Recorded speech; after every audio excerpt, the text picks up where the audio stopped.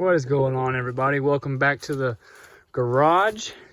Today's gonna be another update video on the Air Ride solid axle swapped 99 crew cab old body style pickup truck I got. So just a quick recap. This truck's getting a 2011 AAM 11.5 axle. It's getting parallel 4-link, and it's getting a Dodge front end solid axle swapped. As of now, I'm just kind of doing a bunch of piece together stuff off of the truck, and just so I can still use my truck and not completely down my truck for months at a time. I'm doing a bunch of stuff kind of, you know, obviously here on the table, and when I get everything ready to do the rear end, I'll get that knocked out at a buddy's house probably over the weekend. He's got a lift that I'll use, and I'll pull off the body lift and all that fun stuff that's on it. But as of now, here's a quick update. I got the bars made for the parallel 4-link. These are 1.25 inch adjustable bushings. But not really a heim joint, but this is what I wanted. I got heim joints on my Jeep, and they move around a lot, and I ended up only going with one adjustable side and a solid bushing over here, simply for the fact that on that Jeep, maybe it's just with the heims, but the bars tend to move around a lot, and the jam nuts will come loose. And then I'll have all kind of different links, and I'm constantly adjusting it. I didn't want to have that problem with this truck, so this has got like I want to say it's like a 3.5, almost 4 inch long shank. So I got plenty of adjustment there. Up at the top, these tubes are all 1/4 inch. Got 1/4 inch plate. These are, if you want to copy this, these are 11 inches in length total, 4 inches wide, 9 inches center to center between the bolt holes, and then this is the 2-inch cutout halfway through for the 4-inch axle diameter. So this will slide right over the axle. Up top here, same pattern, except I've got a 3-inch cut in the center off of a French plasma table and a solid face on that one. So what I'll end up doing is, this is 3-inch DOM, 1/4 inch wall. It'll obviously get welded to the face there. It'll get welded here.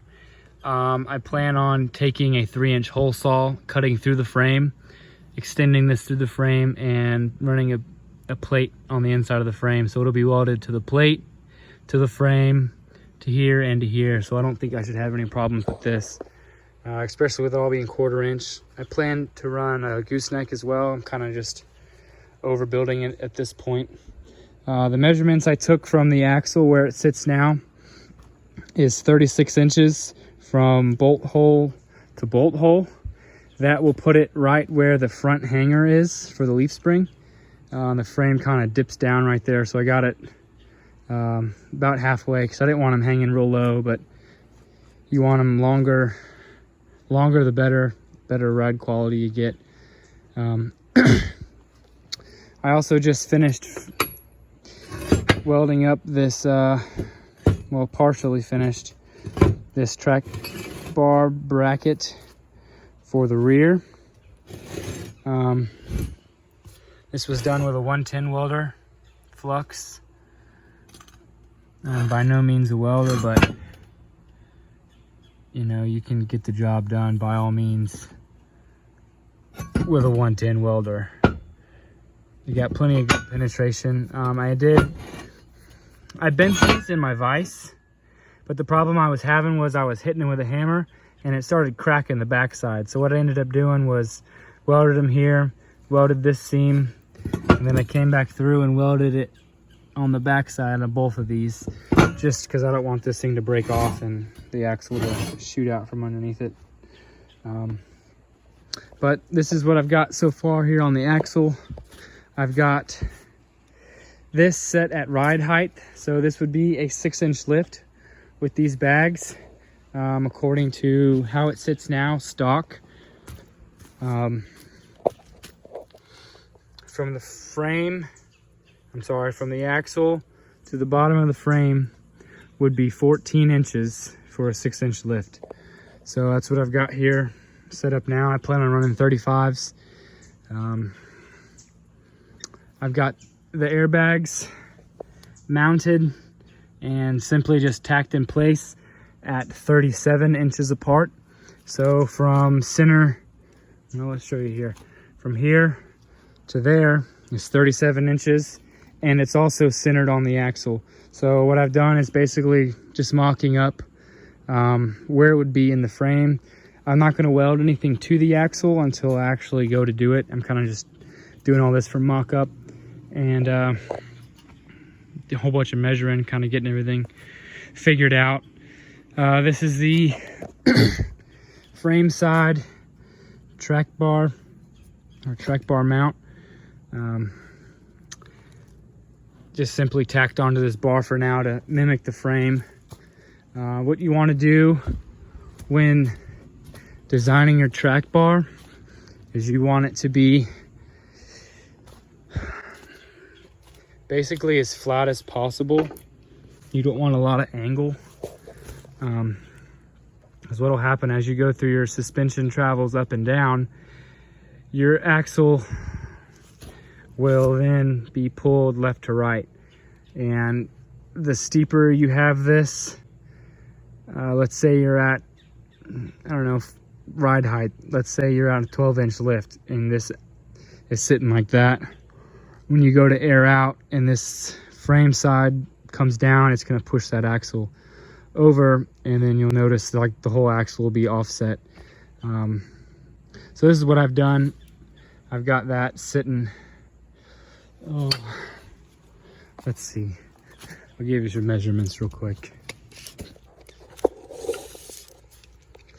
From bottom of frame to bolt hole, let's call it 7 inches. 7-inch brackets that go down, drop brackets here.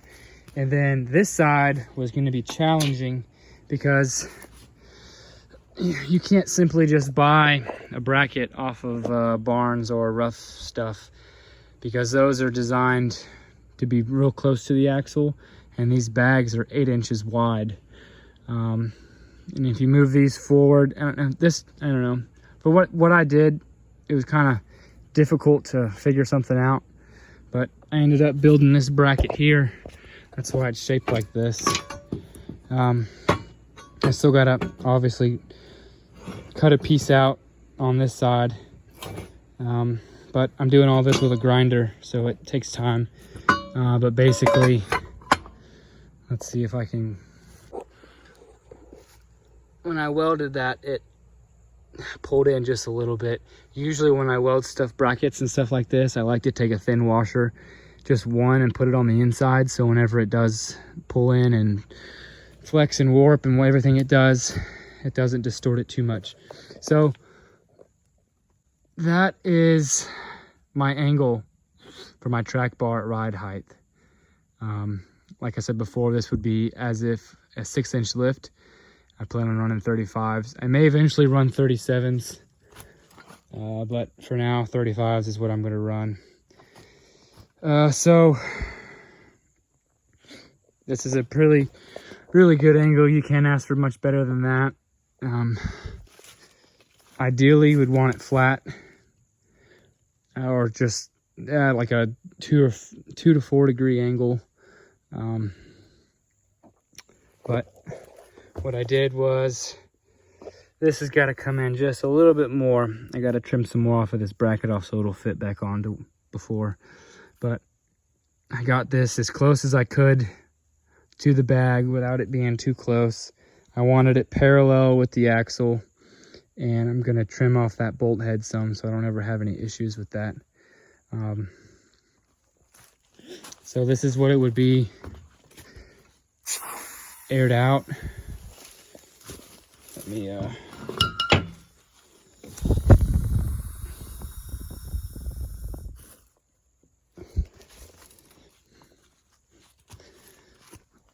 so that's my angle aired out fully.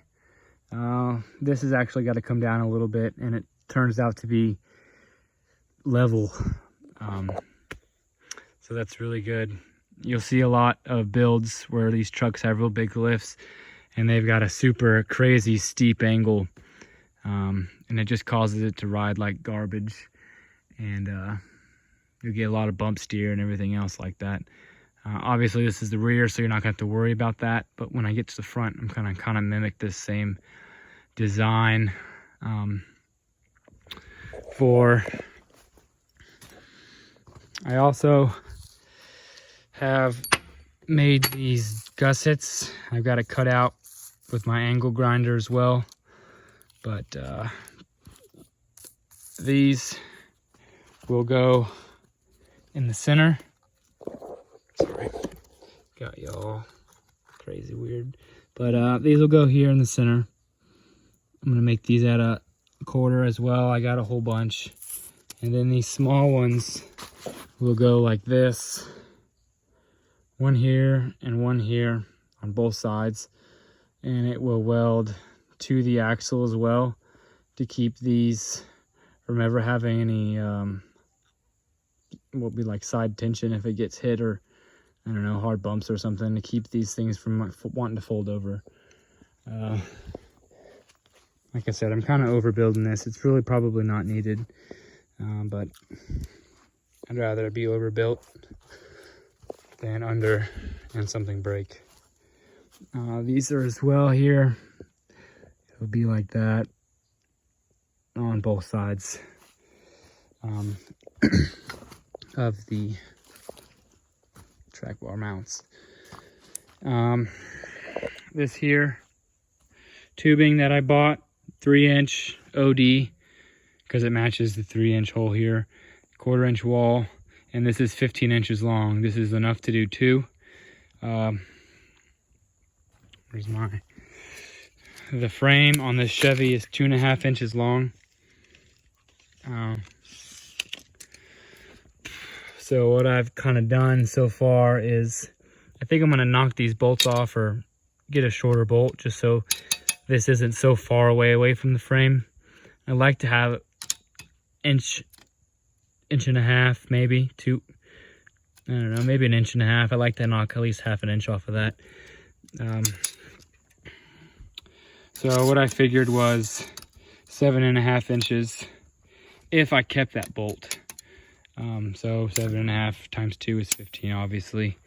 But I think I got myself a little bit of extra in case I don't want to cut these bolts down, but I think I am, just to get this a little bit closer to the axle, and so that way it's sitting flush, or it would be straight from the axle to the frame instead of like that or like that. I don't know.